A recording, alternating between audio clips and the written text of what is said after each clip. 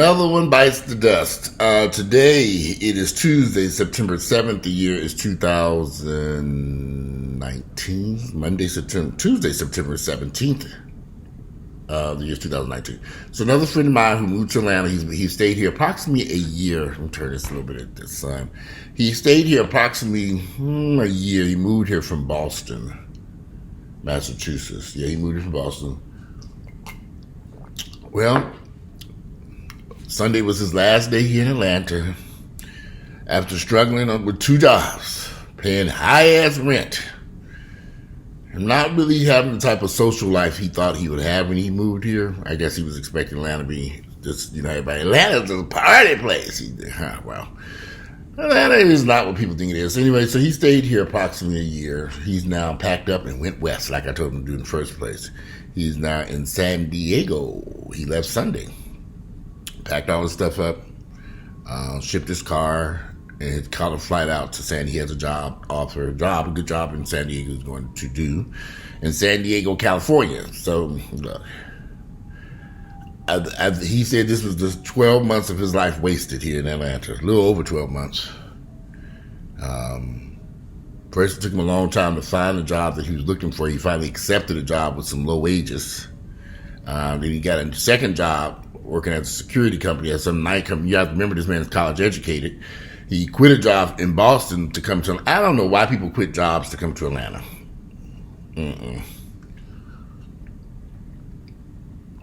This is coffee because it's about 10 o'clock in the morning. I don't understand why anyone would quit a job and move here on the hopes that their life is going to improve, the income is going to get better, life is going to get wonderful. Atlanta's a tough place to live. And I tell this to people all the time, but they don't want to hear me.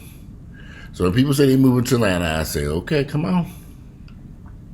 I warned him. Funny part, this was his third attempt to live in Atlanta. This was his third try. Third attempt. Because he just loved Atlanta. Third attempt, and this one he said he realized this time around Atlanta wasn't for him. The social life that he thought he was going to have didn't take place. The opportunities he thought he would see in his career field that he thought would be available for him in his education and the background, it didn't happen. He was struggling. Struggling financially, struggling emotionally, struggling to live in, when you're in a city where you really don't know anyone. Atlanta's not that type of place where, excuse me, I just farted, y'all. Damn coffee. Farting's good for the soul. I can't wait for y'all to read that in the comments. He farted in the video. Shit, we all fart. Get over it, honey. That was the first time I ever farted on a YouTube video. That was history that was made today. This was one historic moment. On 10:11 a.m. on Tuesday, September, what is the day? Is it 17th? Yep. I'll write that down in the history books. But anyway, people flock here to this town to suffer. To suffer. And they get here, they expect all these dreams and hopes, and they expect all this stuff, and they get here and they see this hot 96 degrees, it was like 96 degrees yesterday all day long, and it was hot as hell in Atlanta. They see this heat wave down here,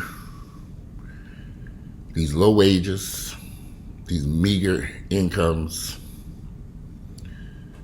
and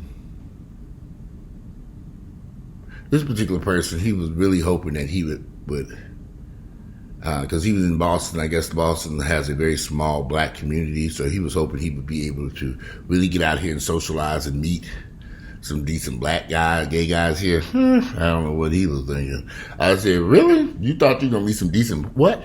In Atlanta. Decent black brothers for dating. Relationships here in Atlanta. This trash here in Atlanta. I said, okay. I said, you ain't going to be here long. And I was right. Atlanta's not a place for coming for dating. Now, if you're looking for some wild sex and sex here and backroom You looking for some anonymous sex daily relationships? Good luck. Good luck. These guys ain't looking for no relationship here. They just looking for some. They just looking to bust a nut. Move on to the next. You know, people could, and there's nothing wrong to have dreams and aspirations, but this ain't the place. And maybe he'll have better luck out there in San Diego. This be a looking mess. I should have combed this thing out before I did this video. We're gonna do cardio anyway. But anyway, this is gonna be a short little video. But yeah, he really should have thought things out clearly before he took off for he moved here to Atlanta, because I warned him. Now, this was his third attempt at living here. This is not his first time. Didn't work out too well. The second time, he packed up and had to move. That's how he ended up in Boston. And now he came back here and found, came down here on a whim. He's going to buy a house and everything. I said, you going to buy a house here? I mean, didn't work out. Didn't work out. And I was just waiting to see how this was going to work out for him. I sat back and said, I don't say much to people. I kind of warn you, but when you don't take my warnings to heed and you come on down here to Atlanta and then Atlanta don't turn out the way you're supposed to be, look, I just kind of sat back and watched, because ultimately people got to make up their own mind. And Atlanta is a place where it can be rough. And if, I think Atlanta might be rougher than New York City. I don't know. I think you got more opportunities in New York than you do here in Atlanta. I don't know for sure, but I think Atlanta can be rough. Atlanta's a place. I've met a lot of people who've retired to Atlanta. I can see they ain't looking for no job, or they looking for a little part-time something, or they've come from up north, they worked all they retired to Atlanta. They might be better off. They're okay, because they're gonna be spending all their retirement money on some damn escorts, some male escorts. So they come here too looking for a relationship. How? Well, you're 50 years of age. You in your 50s.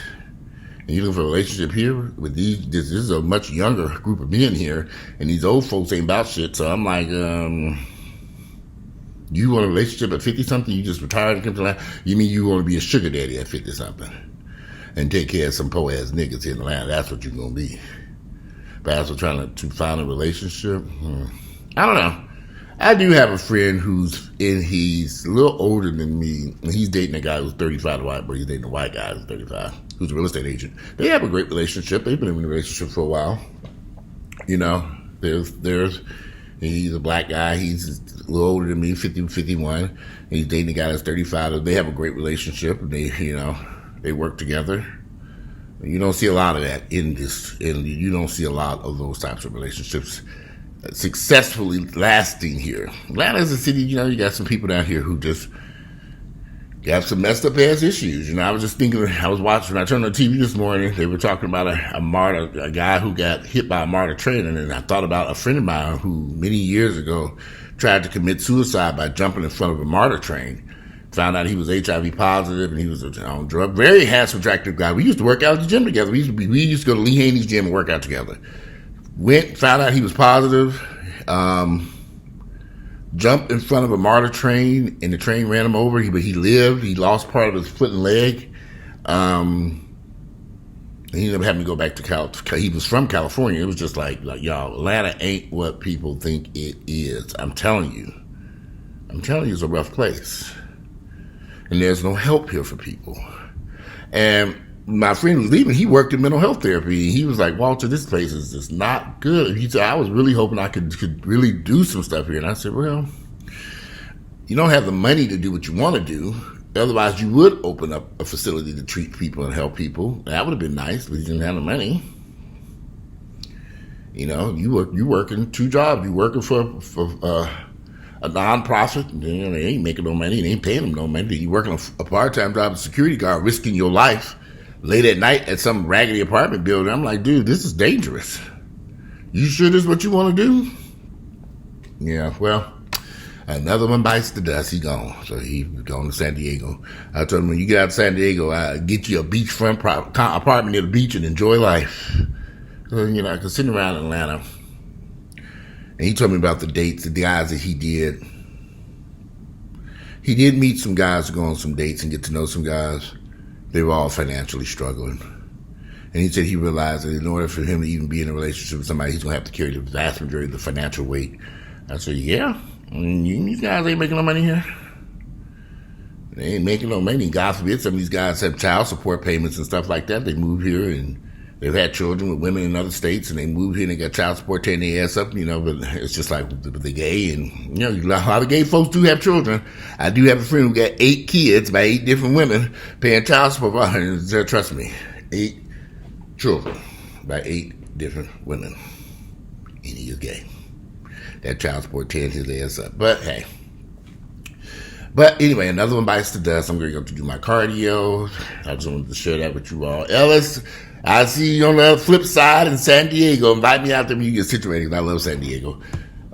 Today is Tuesday, September 17th. The year is Tuesday, September 17th. The year is 2019. I'm out of here. Enjoy your Tuesday. I'll see y'all later on. Let me go do my cardio. Bye.